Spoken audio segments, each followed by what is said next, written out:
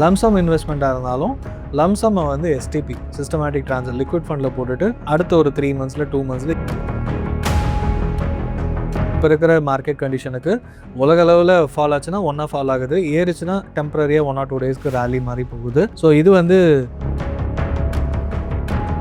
Dead ஃபண்ட்ஸை பொறுத்த வரைக்கும் எனக்கு அதிக ரிஸ்க்குன்னு இதில் எடுக்காதீங்க. மேபி ஒரு 1 lakh இருக்குது, 50,000 இருக்குன்னா 10 ரூபாயில் ஆரம்பிச்சு இப்போ 7 ரூபா 6 ரூபா வரைக்கும் குறைஞ்சிருந்தாலும்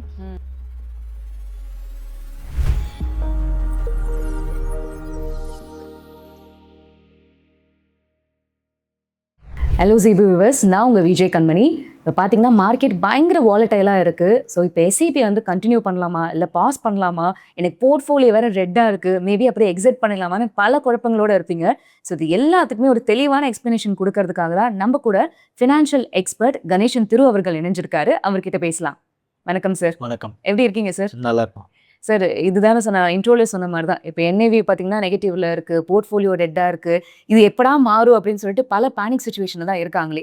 ஸோ இந்த மாதிரி மார்க்கெட் டவுன் ஆகுறப்போ நம்ம மார்க்கெட் ஸ்ட்ராட்டஜியை வந்து மாற்றணுமா சார்? நம்ம இன்வெஸ்ட் பண்ணுற ஸ்ட்ராட்டஜியை மாற்றணுமா இல்லை அப்படியே மெயின்டைன் பண்ணணுமா சார்? இப்போ மாற்றினீங்கன்னா எதில் போய் போடணும் அப்படின்றது ஒன்று இருக்குது. ஸோ நீங்கள் ஈக்விட்டி மியூச்சுவல் ஃபண்டில் எடுத்து இன்னொரு ஈக்விட்டி மியூச்சுவல் ஃபண்டில் தான் போட போகிறீங்கன்னா அதுவுமே நெகட்டிவாக தான் இருக்குது. அண்ட் அடுத்த 6 மந்த்ஸில் அது ஏறுமான்றது கேள்விக்குறி தான். அண்ட் நீங்கள் போட்டிருக்க ஃபண்ட்ஸ்ன்னு இப்போ இன்னும் ஒரே ஒரு கம்பேரிசன், நீங்கள் ஒரு ஸ்கீம் ஏ போட்டிருக்கீங்க, அதே கேட்டகரியில் ஸ்கீம் பி ஸ்கீம் சி இருக்கும்.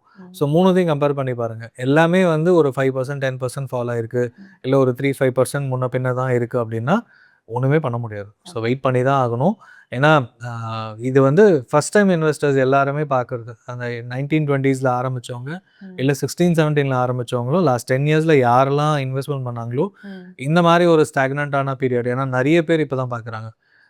16-17க்கு அப்புறம் ஒரு ஸ்லோடவுன் இருந்தது, பட் ஆனால் அதுவுமே வந்து கோவிடில் பெரிய ட்ராப், பெரிய ரேலியில் மறந்துருப்பாங்க. பட் இப்போ வந்து நிறைய பேர் போட்டு நிறைய பேர் வந்து ஒரு நெகட்டிவ் ரிட்டர்ன்ஸு 2 இயர்ஸாக போட்டு எஸ்ஐபியில் பெருசாக இல்லை, லம்சமாக போட்டு நெகட்டிவாக இருக்குது.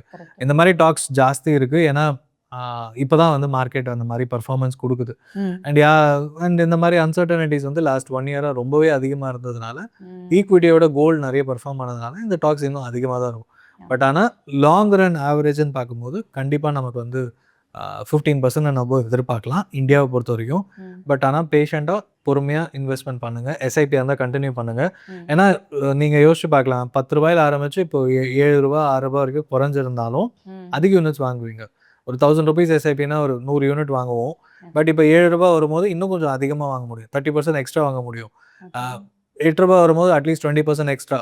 அப்போ எப்போ ஒரு மறுபடியும் ஒரு 10 rupees ஆகிறதுக்குள்ளே உங்களோட ஆவரேஜ் யூனிட் ப்ரைஸ் வந்து மேபி ஒரு 9 or 8.5 அந்த மாதிரி குறைஞ்சதுன்னா ப்ராஃபிட்டில் ஆகிடும். ஸோ பட் ஆனால் அது உடனே நடக்காது. 2-3 years, மேபி ஒரு 1 year ஆகலாம், இன்னொரு 1 year 1.5 years ஆகலாம். பட் பொறுமையாக இன்வெஸ்ட்மெண்ட் பண்ணிங்கன்னா ஈவன் தோ மார்க்கெட் வந்து நெக்ஸ்ட் 2 yearsல பெருசாக ஏறாட்டியும் பட் கண்டினியூஸாக எஸ்ஐபி போட்டிங்கன்னா 2 yearsல வந்து பாசிட்டிவ் ஆகிறதுக்கான வாய்ப்புகள் நிறையவே இருக்கு. Okay sir. சார் இப்போ நீங்கள் சொன்ன மாதிரி தான், இப்போ இது வந்து ஒரு ஆப்பர்ச்சுனிட்டியாக யூஸ் பண்ணிக்கணும், மோர் யூனிட்ஸ் வந்து அக்குமுலேட் பண்ணலாம் அப்படின்னு. ஆனால் வந்து இதே மாதிரி நிறைய ஃபினான்ஷியல் எக்ஸ்பர்ட் வந்து இந்த விஷயங்கள் தான் சார் சொல்கிறாங்க. பட் ஆனால் நம்ம கமெண்ட்ஸும் பார்க்குறப்ப எனக்கு ஆல்ரெடி டவுனில் போயிட்டுருக்கு, நெகட்டிவ் ரிசல்ட்ஸ் வருது, எனக்கு எப்படி மனசு வரும் நான் மோர் யூனிட்ஸ் வாங்குறதுக்கு அப்படின்றது. ஸோ அந்த மைண்ட் செட் எப்படி சார் மாற்றுறது? நிறைய டேட்டா பார்க்கலாம், நீங்கள் நிறைய வெப்சைட்ஸ் சொல்லலாம், அட்வைசர் கோச்சு, அப்புறமா எந்த வெப்சைட்டில் என்ஏவி இருக்கோ, இல்லை நீங்கள் ஈவன் மியூச்சுவல் ஃபண்ட் கம்பெனிஸோட வெப்சைட்டில் போனீங்கன்னா என்ஏவி ஹிஸ்ட்ரி இருக்கும். ஸோ என்ஏவி ஹிஸ்ட்ரி பார்த்தீங்கன்னா உங்களால் கம்ப்யூட் பண்ணி எக்ஸலில் நீங்களாக போட்டு ஓகே இப்படி வந்திருக்கு, நான் ஃப்யூச்சரில் பார்க்குறேன் அப்படின்னு. 2008 2007 வந்து ரொம்ப மார்க்கெட் பீக் போச்சு. ஸோ அப்போ தான் வந்து இந்தியாவிலே வந்து ஸ்டாக் மார்க்கெட் ராலினா என்ன, பல வருஷம் கழிச்சு ஹர்ஷத் மேத்தா ஸ்கேம், Y2K ப்ராப்ளம்க்கு அப்புறம் ஏறிச்சு. 7ல் பீக்கில் போகும்போது அப்போ தான் நிறைய பேர்லாம் உள்ளே வராங்க. வந்த உடனே லேமன் பிரதர்ஸ் கிரைசிஸில் பயங்கர அடி வாங்கி நிறைய என்எஃப்ஓஸ், இப்போ எப்படி கோவிட் முடிஞ்சு நிறைய என்எஃப்ஓஸ் வந்துச்சோ அதே மாதிரி பயங்கர என்எஃப்ஓஸ் வந்துச்சு. அப்போ பீக்கில் போட்ட என்எஃப்ஓஸ் எல்லாமே நெகட்டிவ் கம்மியாச்சு, ரிட்டர்ன்ஸ் எல்லாம் அப்படி ஆச்சு. ஈவன் இப்போது நல்ல மிட் கேப் ஃபண்டில் HDFC mid cap fund top 3ல் இருக்குது. லாஸ்ட் 10 years டேட்டா எடுத்து பார்த்தாலும் டாப் 3 கண்டிப்பாக டாப் 3ல் இருக்கும். ஆக்டிவ் மியூச்சுவல் ஃபண்டில் பெஸ்ட் பர்ஃபார்மிங்னு சொல்லலாம். பட் ஆனால் 2007 பீக்கில் ஆரம்பித்து அடுத்த 3 yearsக்கு negative returns. NAV 10 rupees cross ஆகலை, 10-11 rupees கிராஸ் ஆகலை. 2008 ட்ராப் ஆனது 2010-11க்கு அப்புறம் தான் வந்து 10 rupees கிராஸ் ஆகி மேலே வருது. அப்போது இப்போ இருக்கிற லாஸ்ட் 10 இயர்ஸில் பீக்கில் இருக்கிற ஃபண்டே ஆரம்பத்தில் ஒரு 3 வருஷம் ஸ்ட்ரகிள் ஆச்சு. ஃபண்டு ஸ்ட்ரகிள் ஆகலை, மிட் கேப் இண்டெக்ஸ் அந்த ப்ராப்ளம்ல இருந்துச்சு. ஏன்னா குளோபல் ஸ்லோடவுனை தாண்டி இந்தியாவில் ஒரு பிரச்சனையும் இல்லை, குளோபலாக ஸ்லோடவுன் மட்டும்தான் இருந்துச்சு. But export oriented mid cap companies எல்லாமே வந்து அந்த ஸ்லோடவுன் பாதிச்சது. அங்கேருந்து வெளியே வந்து ஒரு 3-4 இயர்ஸ் ஆச்சு. நமக்கு பிரச்சனை இல்லாட்டியும் அந்த உலகத்தில் இருக்க பிரச்சனைனால இந்த கம்பெனிஸ்க்கான ஆர்டரு, ஏன்னா இதுதான் வந்து லார்ஜ் கேப்பும் ஸ்மால் கேப்பும் மிட் ஸ்மால்க்கு உள்ள வித்தியாசம். அப்போ அது மறுபடியும் 2011-12க்கு அப்புறம் தான். ஆனால் 2010 3 இயர்ஸ்லேயே பார்த்தீங்கன்னா எஸ்ஐபி ரிட்டர்ன்ஸ் கொஞ்சம் பாசிட்டிவாக இருந்துச்சு. லம்சமாக போட்டவங்க நெகட்டிவ்ல தான் இருந்தாங்க 3 வருஷமாக சொல்கிறேன். 11-12க்கு அப்புறம் தான் பாசிட்டிவ். அப்போ 10 ரூபாய் இருந்த என்ஏவி இப்போ 200 ரூபாய் தாண்டிடுச்சு. அப்போ நீங்கள் 1 லட்ச ரூபா போட்டிருந்தீங்கன்னா 1000 யூனிட் கிடச்சிருக்கும். இப்போ 200 ரூபாய் ஜஸ்ட் இப்போ 185 சம்திங் 180s இருக்குது. மார்க்கெட் குறைஞ்சதுனால ஜனவரி எண்டெல்லாம் பார்த்தீங்கன்னா இது 200 கிராஸ் ஆயிருந்தது. அப்போ 200 into 1000 உங்களுக்கு 20 லட்ச ரூபா. 1 லட்ச ரூபா போட்டிருந்தீங்கன்னா 20 லட்ச ரூபா 18 வருஷத்தில் 16 ஆல்மோஸ்ட் க்ளோஸ் டு 18-19 இயர்ஸ். அப்போது அந்த 3 வருஷம் வந்து நீங்கள் வெயிட் பண்ணியிருந்தா இந்த டைமில் அப்போ வந்து 6-7ல் உங்கள் பையன் பிறந்தான் அப்படின்னு 1 லட்ச ரூபா பணத்தை போட்டிருந்தீங்கன்னா இப்போ எஜுகேஷனுக்கு இன்ஜினியரிங் படிக்கிறதுக்கு அந்த 20 லட்ச ரூபா தாராளமாக போகும். அப்போது ஒரு பீக் ஃபண்டே இந்த மாதிரி இருக்குன்னா இப்போது மார்க்கெட் அப்படி தான். இதை நீங்கள் நிறைய புக்கு படித்தாலோ இல்லைனா நிறைய டேட்டா பாயிண்ட் சொல்கிறவங்கள ஃபாலோ பண்ணாலோ இல்லை நீங்கள் டேட்டாவை இந்த மாதிரி சொல்கிற எக்ஸாம்பிளை நீங்கள் போய் வெரிஃபை பண்ணலாம், அனலைஸ் பண்ணால் தெரியும். ஒன்றும் இல்லை, 2020 ஜானில் பீக்கில் இருக்கும்போது யாரெல்லாம் பணம் போட்டாங்களோ கோவிடில் பயங்கர ஃபால் ஆச்சு. 41,000 40,000 இருந்த சென்செக்ஸ் வந்து 25,000 வந்துச்சு. பட் 3-4 மந்த்ஸில் ரெக்கவர் ஆச்சு. பட் அந்த 3 மந்த்ஸில் வந்து நிறைய பேர் பேனிக் ஆகி, ஏன்னா ஃபினான்ஷியல் கிரைசிஸில் பணம் போட்டவன் அப்போ இன்னும் கொஞ்சம் பணம் இருந்து ட்ரை பண்ணால் ஃபால் ஆனோடனே பேனிக்கில் வெளியே போனோம். அந்த 3-4 மந்த்ஸ் ஹோல்டு பண்ணவங்க அடுத்த 2 இயர்ஸ் 3 இயர்ஸில் பயங்கர ராலி ஆச்சு. ஸோ அந்த பெயின் பாயிண்ட் டைமு 3 மந்த்ஸ் 4 மந்த்ஸ்லாம் வந்து எப்படி இருந்ததுன்னு நீங்கள் பார்க்கலாம். அப்புறம் எப்படி ராலி ஆச்சு அந்த என்ஏவி மூமெண்ட்ஸை ஒரு 20 வருஷத்துக்கு அனலைஸ் பண்ணிங்கன்னா எல்லா ஃபண்டுமே மிட்டோ ஸ்மாலோ லார்ஜோ எதுவாக இருந்தாலும் இந்த மாதிரி ஒரு ஸ்லோடவுன் பீரியட் வரும். ரேஞ்ச் பவுண்டாக இருக்கும், மார்க்கெட் மூவே ஆகாது. அப்போது 16லேருந்து சைனா கிரைசிஸ் ஆச்சு, ஒரு குட்டி ஃபால். பட் இந்தியாவில் அதோட இம்பாக்ட் வந்து ஒரு 2 இயர்ஸ்க்கு 3 இயர்ஸ்க்கு mid and small cap funds எதுவுமே மூவ் ஆகலை, என்ஏவி சொல்கிறேன். அதுக்கப்புறம் 18ல் ஆரம்பிச்சது, 19-20ல் கோவிடில் மறுபடியும் ஃபால் ஆச்சு, மறுபடியும் ரேலி. அந்த 2 இயர்ஸ் வந்து பார்த்தீங்கன்னா 1 இயர் 2 இயர் என்ஏவி பீக்கில் வந்து குறைஞ்சிது.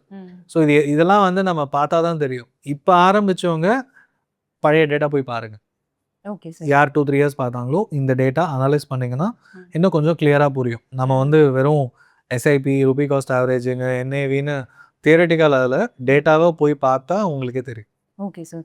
ஸோ இந்த மாதிரி இந்த வாலடைல் சுச்சுவேஷனில் மேபி பிகினர்ஸ் கூட சொல்லலாம், சரி ஓகே எக்யூட்டியில் போட்டால் தான் ரொம்ப வந்து அப் அண்ட் டவுன்ஸ் போயிட்டே இருக்குது, நான் மேபி டெட் ஃபண்டில் மாற்றுறேன், ஸ்விட்ச் பண்ணிக்கிறேன் அப்படின்ற ஒரு மென்டாலிட்டி எடுத்துகிட்டு வருவாங்க.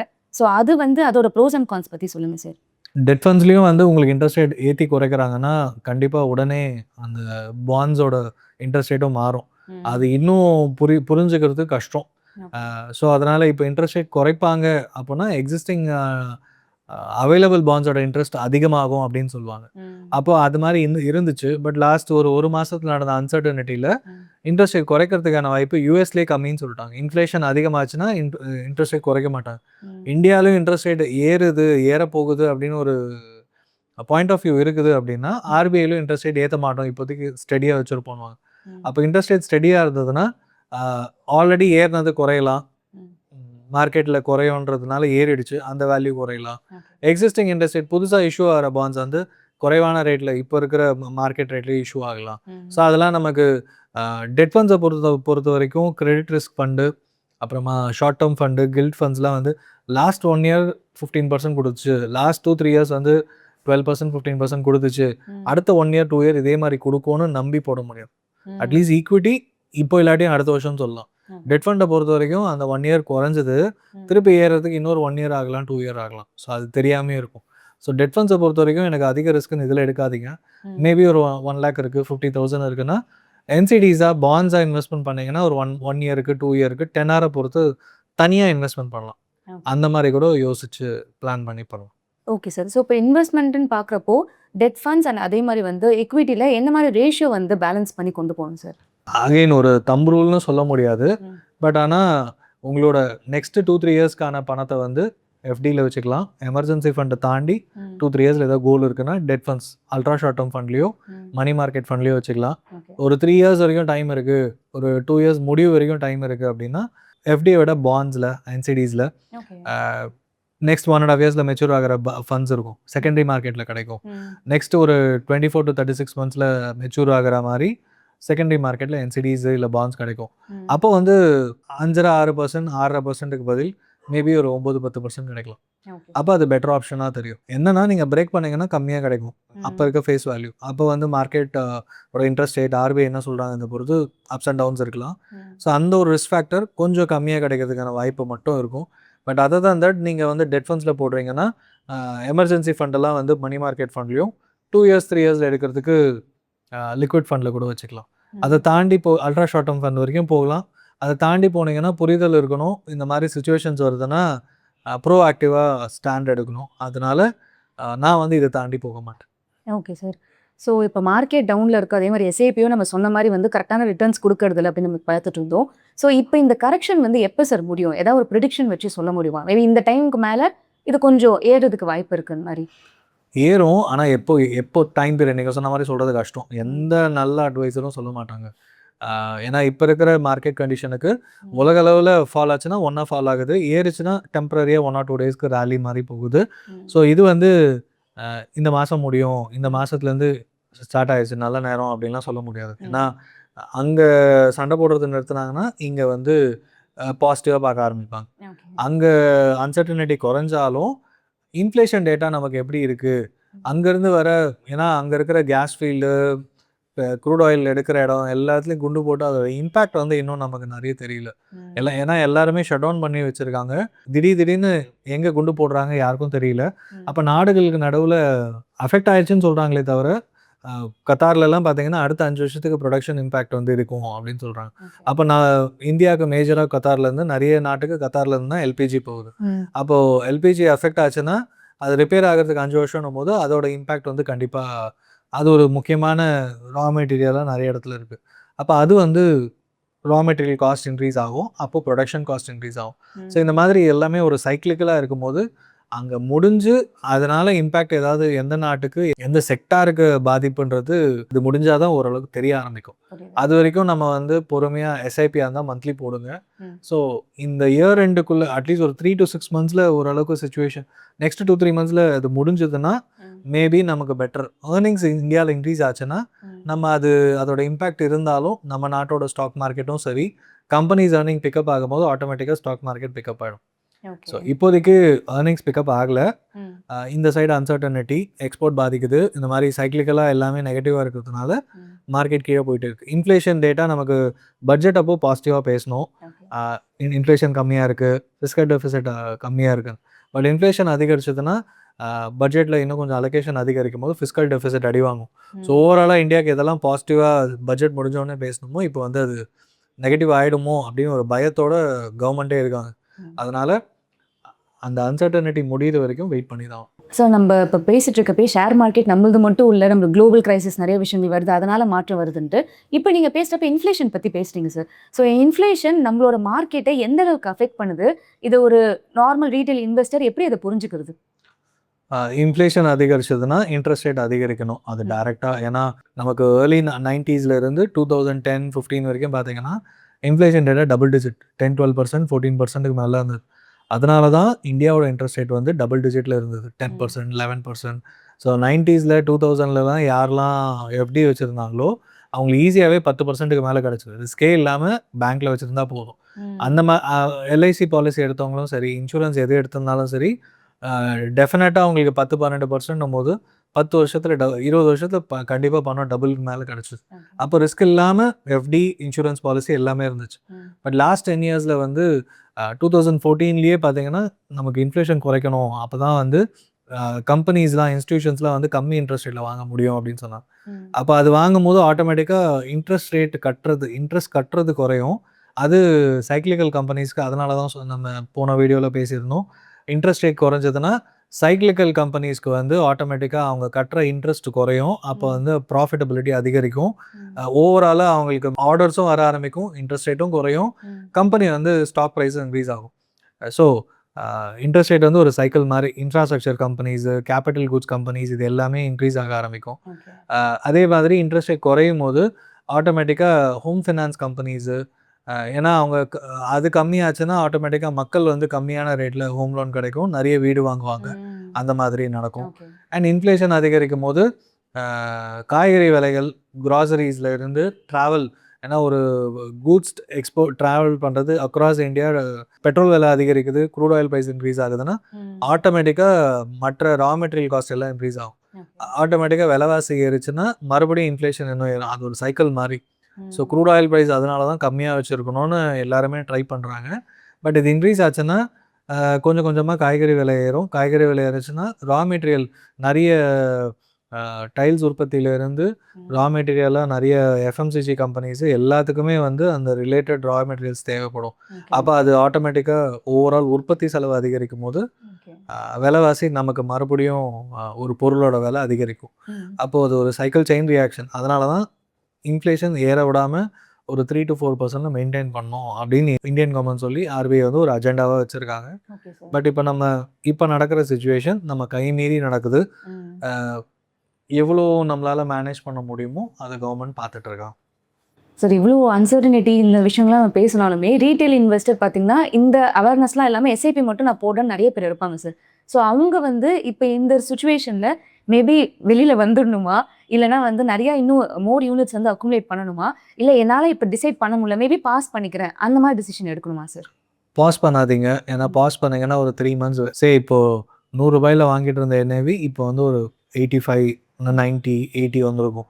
அப்போ அதிக யூனிட்ஸ் வாங்குவீங்க, எக்ஸ்ட்ரா ஒரு 10-20% வாங்கியிருப்பீங்க, அதை லூஸ் பண்ணுறீங்க. ஒரு 5 வருஷம் போடுறேன்னு ஆரம்பிச்சுட்டு இப்போ நடுவில் எக்ஸ்ட்ரா 20% வந்து பிகாஸ் ஆஃப் என்ஏவி கிடைக்கும் போது அது லாபம். அது வந்து உடனே 3 மாதத்துல நடக்குமா, 6 மாதத்துல மறுபடியும் 100 டச் ஆகுமான்லாம் தெரியாது. பட் எவ்வளோ நாள் கம்மியாக இருக்கும் உங்களுக்கு லாபம் அதிகம். ஏன்னா எக்ஸ்ட்ரா யூனிட்ஸ் பை பண்ணிகிட்டே இருக்கும். நம்மளோட கோல் வந்து ஒரு 5 வருஷத்துக்கு மேலே இருக்குது, குறைஞ்சது 3 வருஷத்துக்கு மேலே இருக்குன்னா கவலைப்படாமல் கண்டினியூ பண்ணுங்கள்.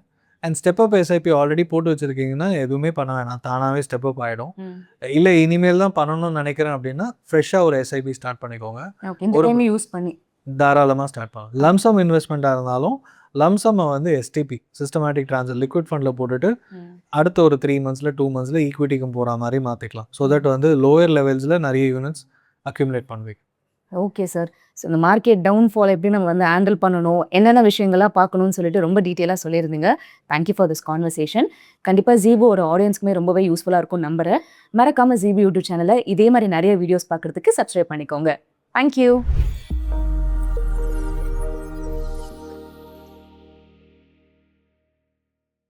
Investment in security markets are subject to market risk. Read all the related documents carefully before investing.